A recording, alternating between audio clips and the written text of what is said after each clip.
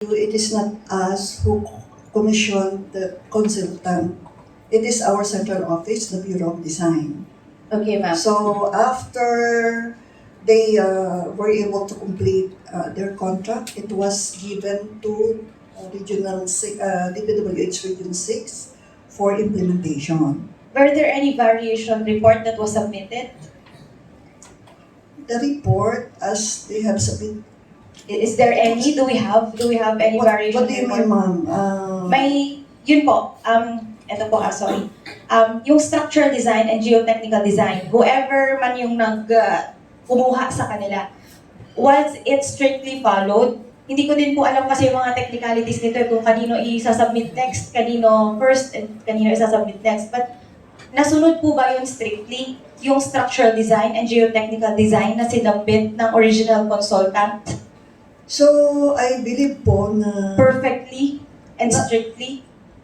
I believe po na nasunod naman. Kasi actually po, this Ungka Flyover was made in 3 phases. Phase 1, 2, and 3. Yung first phase po, na-accept na po ng office namin. This acceptance po, nakalagay naman po doon na it was done, completed, based on plans and specification. So, based on document lang po ako, kasi I was not here na po. Yes po. Based on the documents presented to me, it was done based on plans and specifications. For phase 1. How about for phase 2 po? The phase 2 po, when I came in, it was already completed, but medyo sinuspend ko po. Kasi nga, there's something wrong with, I do not know where that wrong is, kung ano yung mali dyan. So, hinihintay ko pa po yung ito po, yung bagong report ng bagong technical consultant para ma-determine ko po kung yung original, tama.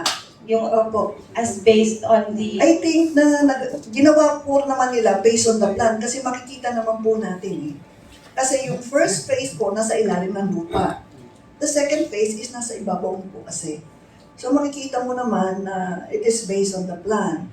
But then, because there's something wrong down there, At that I point, stop po. I'm sorry po to cut you at this point ha. At that point po, during phase 2, na medyo na-suspense na nga kasi may nagka-problema na. Doon po ba pumasok? May mga variation report na po ba na pinadala? If we have representative from the legal office, may we know from them kung saan aspect ba papasok yung mga ganon. Kasi if at that point pa lang, na may problematic na pala at phase 2, and if there were reports already submitted that there were problems in the implementation at that level, phase 2, why did we proceed to phase 3? Actually po, hindi pa po, sa phase 2, na-complete na po when I came in eh. And yung phase 3 na po ang ginagawa nila, which is nearly complete. And then, the report by the PE was only given to me September. It's not even July when I came in. It is after 2 months na he submitted the report. Doon na ako nag-umpisa na to move. I got the survey report, pina-survey ko na, and then I requested assistance. Doon lang nag-start na nag-move. Yes, ma'am. Don't get me wrong po ha. Parang as I hear it from you right now, parang nakita ko nga kawawa din po kayo, sumalo kayo ng problema na hindi naman nasimulan at during your time. But anyway, we have no other recourse. Since nandito na yung problema, we have to face it. Kasi yung sinasabi po natin, kung parang wala naman palang variation report, wala naman palang problema from phase 1, phase 2, that's why we proceeded with phase 3, edi perfectly sana na-implement, na-follow ang structural design and geotechnical design. Is that what we are trying to say po? We are trying to see what had happened to the design kasi magkaiba po kasi yung result ng geotechnical study nang nakuha ng bagong consultant doon sa nauna. At last na lang word distura ha. How much did we pay? Yes, please. How much did we pay for the third party consultant? Yung bago na po that will investigate. How much did we pay? More than 13 million. 13 million. Yes. We paid 13 million, and how long a time did we give them to finish the report, to investigate itong third party consultant? June 30 of this year po. Yes, and yung until June 30. Yes. But gano'ng katagal na sila nag-start? When March. did they start the investigation? So March, that's March 1st, first day of March.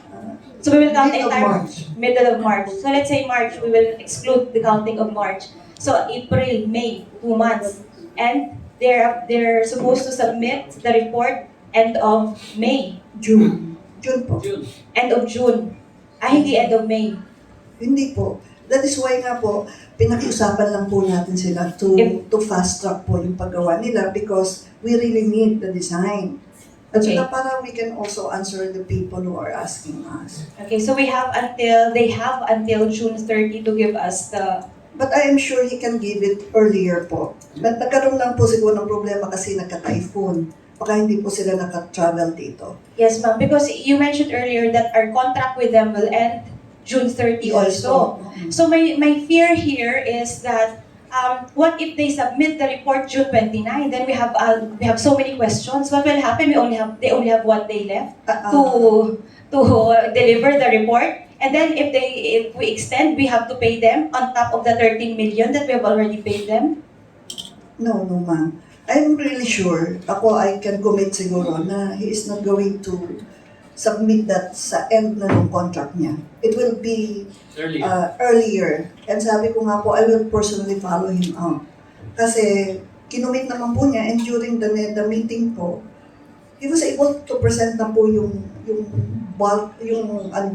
malaking trabaho eh. It's just the checking of design po ang ginagawa na lang niya.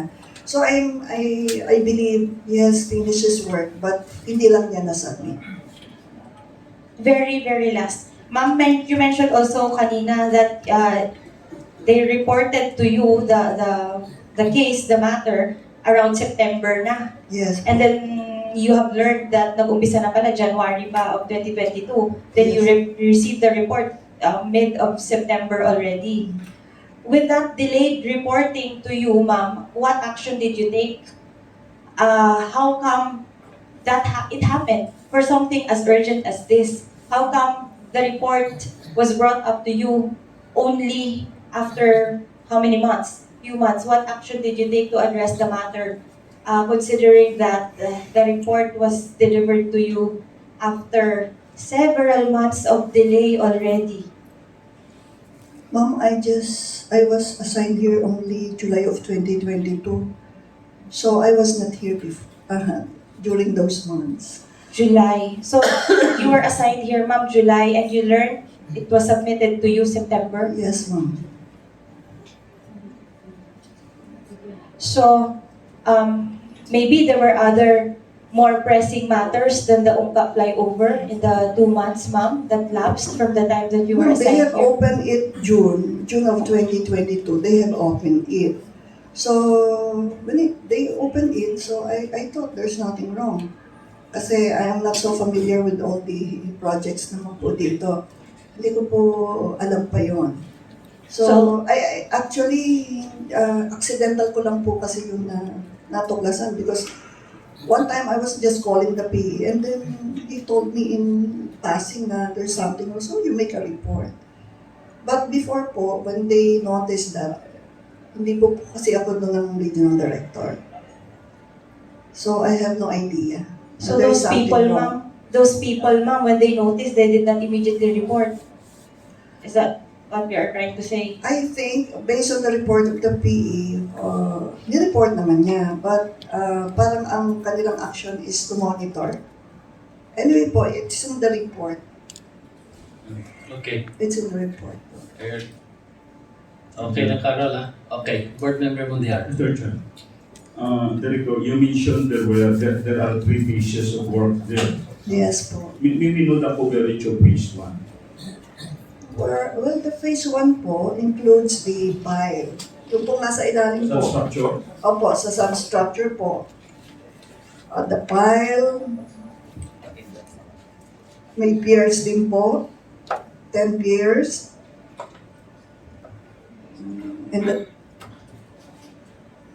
And the casing.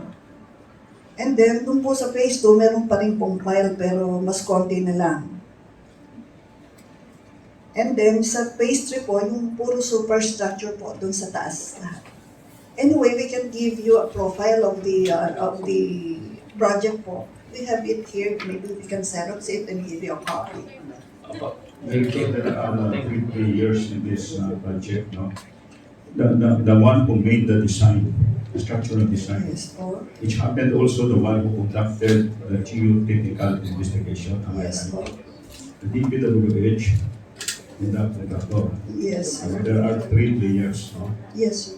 The structural designer, the DPWH, and the contractor. Yes sir.